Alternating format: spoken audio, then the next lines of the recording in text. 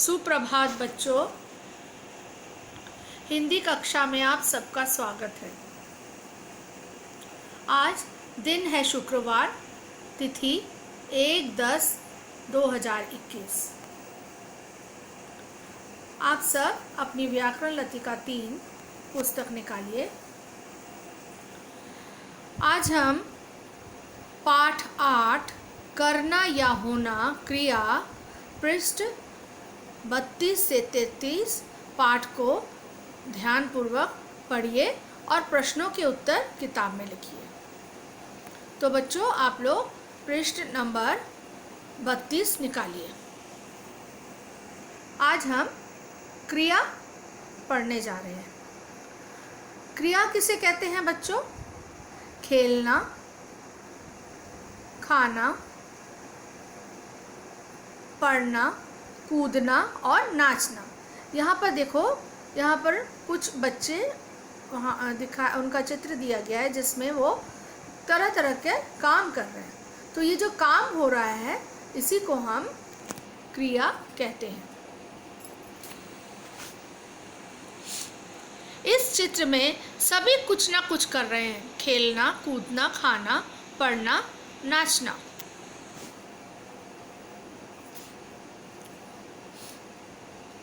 शब्द के जिस रूप से कुछ करने या होने का पता चलता है उसे क्रिया कहते हैं। कभी कभी तो एक शब्द से किसी कार्य के करने या होने का पता लगता है। कभी कई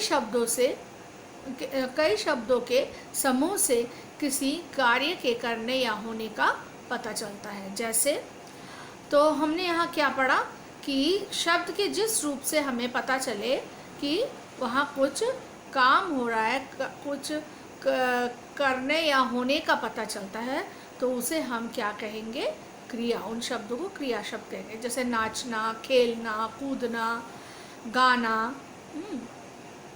कभी कभी तो हम ये एक शब्द से भी हमें पता लग जाता है, और नहीं तो कई बार शब्दों के समूह से भी हमें पता लगता है कि वहाँ कार्य के होने या करने का पता चल जाता है। जैसे मैं पढ़ रहा हूँ, अमर खेल रहा है। यहाँ पढ़ रहा हूँ, खेल रहा है से क्रिया के करने का पता चलता है। क्रिया यानी कि कुछ काम हो रहा है। मैं विद्यार्थी हूँ, अमन खिलाड़ी है। मैं विद्यार्थी हूँ, हूँ है क्रिया, अमन खिलाड़ी है क्रिया। या हूँ और है शब्दों से क्रिया के होने का पता लगता है। तो जैसा आपने वाक्यों में पढ़ा, वहाँ पर है भी है और हूँ शब्द भी आया है। इन दोनों शब्द से पता लगता है कि यहाँ पर क्रिया के होने का पता लग गया हमें। तो हमने इस पाठ में क्या पढ़ा? किसी कार्य को करने या होने की सूचना देने वाले शब्द क्रिया कहलाते हैं। जैसे खेलना, कूदना, गाना, खाना, सोना। ठीक है, तो इस पाठ को आप लोग 5 बार पढ़ेंगे। अब हम लोग पाठ से संबंधित कुछ प्रश्न लिखने जा रहे हैं। सबसे पहला देखो, पेज नंबर 33। आप सबसे पहले यहाँ पर डेट लिखिए, क्लास वर्क लिखिए, और क्वेश्चन नंबर 1, कौन करता है क्या? पहला शब्द है मोची, खिलाड़ी, डॉक्टर, फिर है मछुआरा, उसके बाद अध्यापिका, डाकिया, धोबी, दर्जी। तो मैं यहाँ पर कोई नंबर नहीं दिया गया, इसको हमें यहाँ पर मिलाना है, सही शब्दों के साथ सही वाक्यों का मेल कराना है। तो यहाँ पर जो कौन क्या कर रहा है, जैसे मोची, एक उन्होंने हमें यहाँ पर उदाहरण दिया हुआ है, मोची जूते बनाता है। उसी तरह से बाकी शब्दों को वो जो काम करते हैं उसके साथ हमें उन शब्दों को मिलाना है। लेकिन यहाँ पर नंबर नहीं दिया गया है, तो मैंने सबके सामने नंबर लिख दिया। तो मैचिंग करते समय यानी कि मिलाने के समय हम लोग जब करेंगे तो हमारे लिए ये आसानी होगा। सबसे पहले देखो, मोची नंबर 1, मोची जूता बनाता है। दूसरा, खिलाड़ी खेलता है। तीसरा, डॉक्टर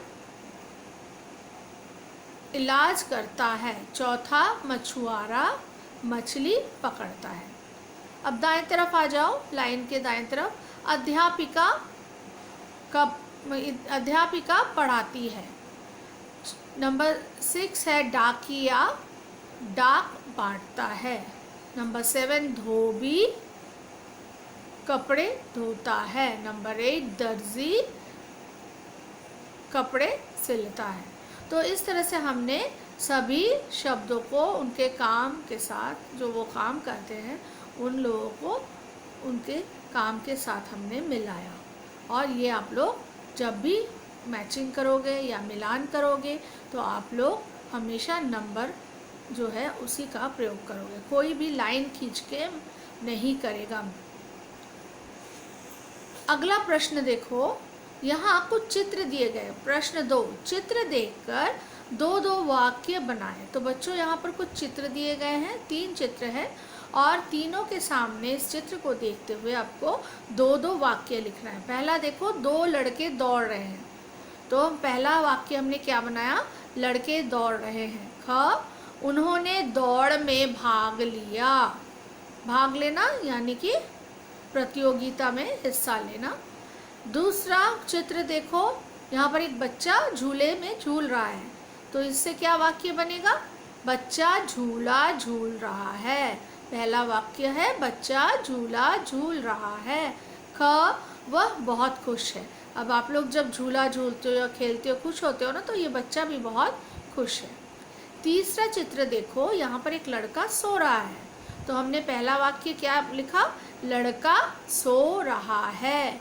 ख, यानी कि दूसरा वाक्य क्या बनेगा, वह सपना देख रहा है। अब देखो वो बच्चा सो रहा है और साथ समय मुस्कुरा भी रहा है, इसका मतलब वो ज़रूर कोई एक अच्छा सपना देख रहा है।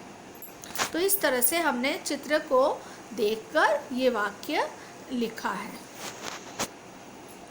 तो बच्चों अब आपके लिए गृह कार्य क्या है, हमने लास्ट चैप्टर पढ़ा था चैप्टर 7, इससे पहले वाला। आज हमने चैप्टर 8 कंप्लीट किया।